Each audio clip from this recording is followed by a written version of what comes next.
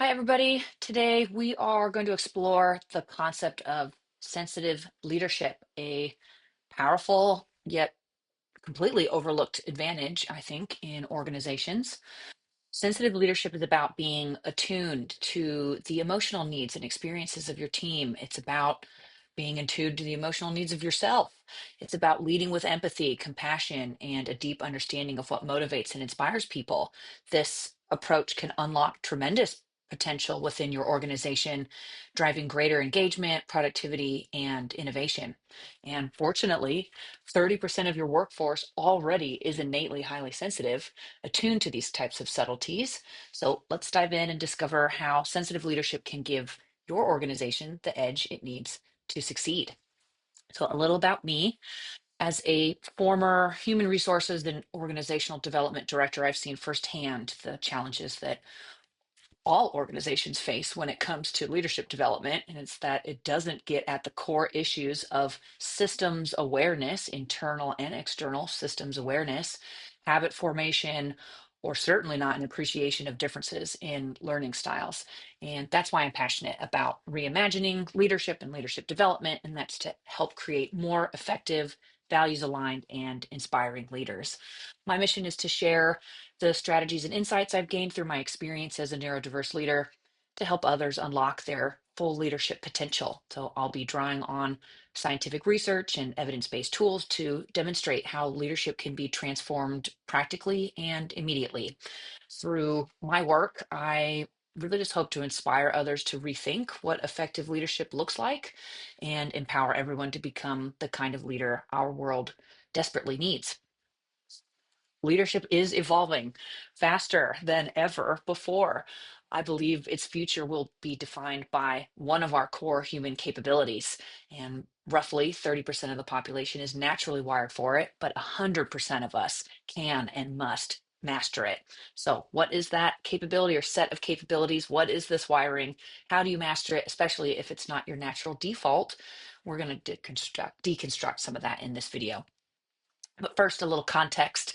Of course, for the last century, leadership has really mostly been about command and control. As a leader, I saw this constantly, that my most brilliant strategists, the ones who saw problems and opportunities far in advance, were often the most overwhelmed by our workplace culture.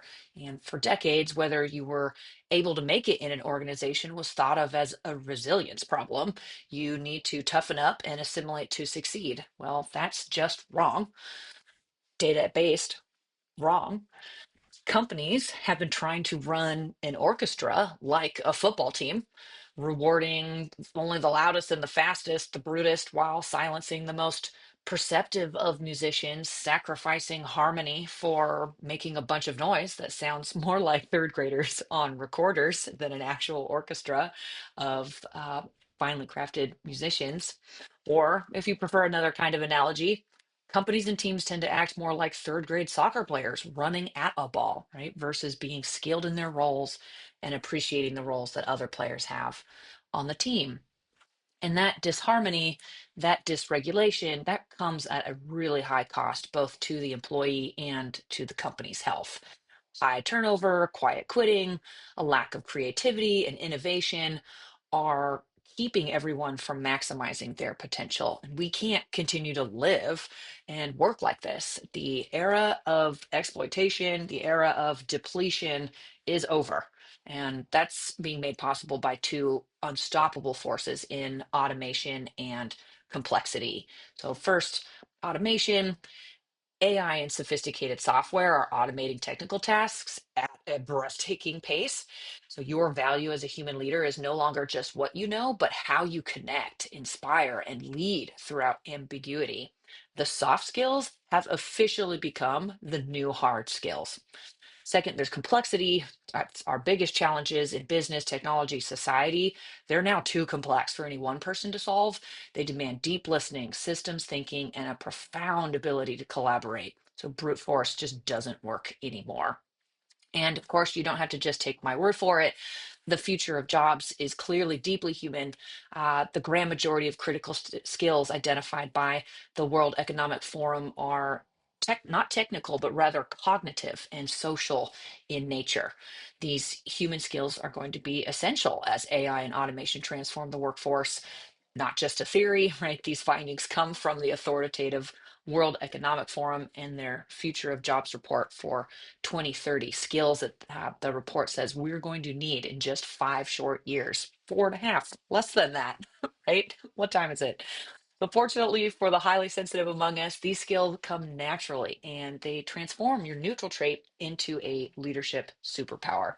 These are the skills that AI cannot automate, and they are the very skills that are hardwired into the highly sensitive person. Your ability to think deeply, combined with your natural emotional intelligence, makes you uniquely positioned to be the most capable leader for our complex future.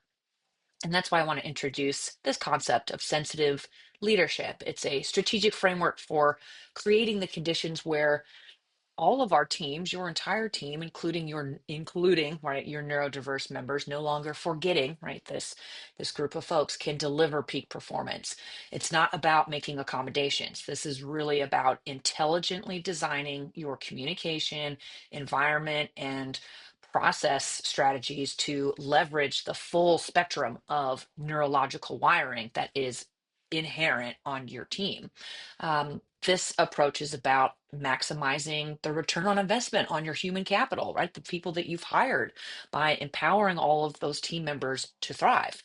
The key is understanding that different neurological makeups have different strengths in different contexts, and designing your organization for this flexibility will bring out the best in everyone.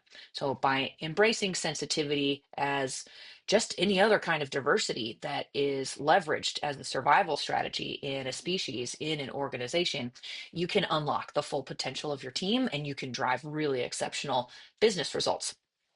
So, what is this natural wiring that 30% of us have? It's a really well researched neurobiological trait called sensory processing sensitivity. It's not a flaw, it's not a disorder, it's not a diagnosis. It is a finely tuned processing system for the human brain. And people with this trait of high sensitivity, who are on the high end, have brains that are measurably more active in the regions related to empathy, awareness, and deep reflective thought, among other things. This wiring provides a natural advantage in three key areas that directly map to the future skills that we just looked at. First, strategic foresight, which comes from a tendency to process information deeply; resonant empathy, coming from a capacity to feel things more intensely; and subtle insight, which comes from an ability to notice the small details that others miss. So this is raw material, right? The innate potential for the future of leadership. But remember that sensory processing sensitivity is a continuum, and research shows that the population actually falls into three sensitivity groups. So understanding this is key to understanding the needs of all your employees. Sensory processing sensitivity is the spectrum we're all on. And while 30% of your leaders are highly sensitive and are positioned innately to be not just the leaders of today, the leaders of tomorrow, the next 5 years, the future, there also are the really resilient dandelions. Those are on the lower end of the sensitivity spectrum, and your reliable tulips, those in the middle there, the moderately sensitive. So most organizations are run by dandelions and designed for dandelions. This means you could be really sidelining the full potential of up to 70% of your organization, and it makes it all the more relevant and necessary to design your systems around this concept and strategy of sensitivity. And sensitivity is really a unifying thread that connects many forms of neurodiversity in the workplace. Sensory processing sensitivity is a foundational sensory experience, right? No matter what other neurotype or neurobiology you have. An autistic employee may need to avoid overwhelming social settings due to their sensitivity. An employee with ADHD may struggle to focus in a chaotic open office environment due to their heightened sensitivity. Or on the other end, right, even a neurotypical manager may lack awareness of how their behavior impacts the team's trust in their leadership, which is also rooted in a differing level of sensory sensitivity. So when we design for sensitivity, we really create a better workplace that is going to work for all neurotypes. The sensitive brain does have a natural depth of processing that allows for superior strategic foresight. So there is a really clear return on investment for sensitive leadership, and that's deeper strategy. So fMRI studies show that sensitive brains have greater activation in higher order visual processing areas, enabling them to detect subtle changes in complex scenes. So this neurological difference translates to real business impact. Sensitive and neurodiverse employees have an innate ability to anticipate risks, identify flaws in plans, and avoid expensive failures, right? Things that they can account for long before it hits a balance sheet. Leveraging the depth of processing then in your sensitive employees can give your organization a strategic advantage, right? Through proactive risk assessment and a deeper, more holistic strategic planning. So, embracing the unique strengths of sensitive leaders, of course, is key to unlocking full potential of your organization. Another ROI of sensitive leadership is higher retention, right? The sensitive brain is wired for empathy with significantly more activation in key regions like the insula, the cingulate cortex, and the IFG when viewing others' emotions. And this shows how sensitive leaders are natural architects of psychological safety, right? Building the trust, cohesion, and authentic connection that makes top talent want to stay. Even a dandelion has feelings, right? And still wants to be an environment of psychological safety. Even a tulip, right? Moderately sensitive and flexible, right? More adaptive, still doesn't want to see their orchid employees or their orchid colleagues leave, right? Or be burnt out and suffer unnecessarily. So again, sensitive leadership has a direct business impact, helping retain your best people, both neurotypical and neurodiverse employees alike.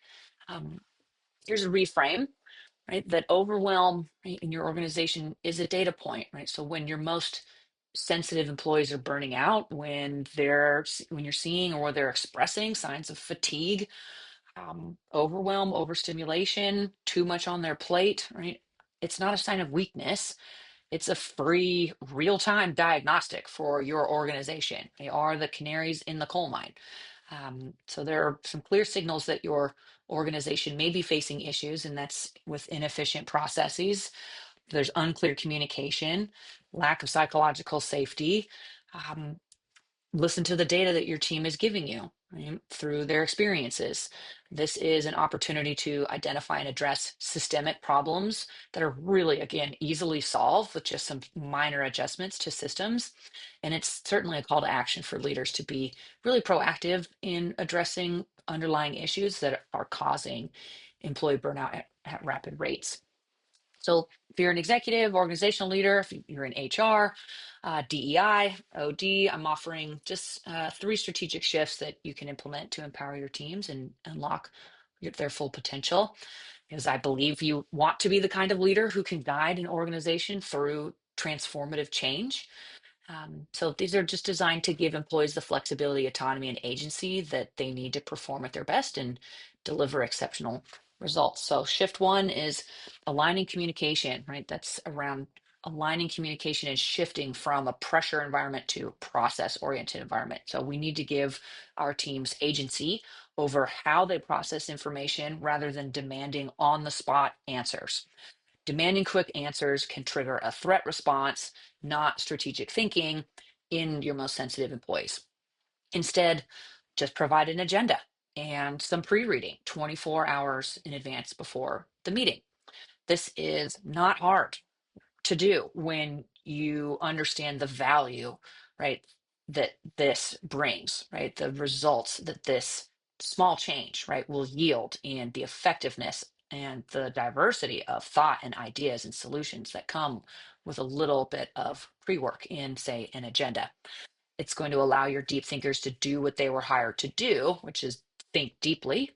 And that, of course, leads to better decisions and higher quality contributions from the team. The environment we work in has a big impact on our ability to focus and be productive. So many of our sensitive team members need a calm, as distraction free as possible, right, environment to do their best work. So we need to stop treating these types of environments as a luxury and instead make it a priority. So protecting time for deep work, You can indicate to your organization that this is a priority by blocking off no meeting periods on the calendar, or allowing your employees, right, signaling that clearly that that is something they're allowed to do. Um, right. And again, that's not hard to do as a company when you start to see the positive effects of focused work on the innovation and creativity of your teams, which ultimately impacts the bottom line. So encouraging the use of noise canceling headphones to reduce cognitive load and sensory friction, offering that if you can afford it, creating the right environment is going to free up your team's energy for more innovative and productive work. Finally, our third shift is aligning any system to create flexibility and ritual for your team. So relying on rigid one size fits all workflows, got to get rid of that, right? That's creating unnecessary friction and disengagement. So start building smart and visible systems using a simple tool like a Kanban board and short, sweet checklists to provide clarity and reduce mental load. Leverage AI. It's there for you to build these things. The result is really clear, right? That a predictable structure that is reducing anxiety is going to empower everyone to focus again on their most impactful work, not the mundane, not the stuff that can be automated. So ultimately, we need to make the small but meaningful transition from rigid processes to a more flexible, ritual-based system that supports your team's productivity and engagement. So I believe that sensitive leaders are a hidden advantage for organizations, and sensitive leadership is a data-driven strategy that can drive innovation, cohesion, and resilience in teams. And that designing for the most sensitive people in the organization really does benefit everyone. So thank you for watching. As a reminder, North of Normal was founded to help leaders like you work with and not against your brain's natural patterns when it comes to change, which is happening all the time on a minor and major scale. As a highly sensitive leader myself, I understand the unique challenges of leading a team through change, of leading myself through change. So my approach focuses on aligning your team, not just assimilating them, for healthier work cultures and a stronger performance. So if you'd like to learn more, you can check out my work at my website, northofnormal.com, or you connect with me on LinkedIn. I'm here when you need me, so please don't hesitate to reach out.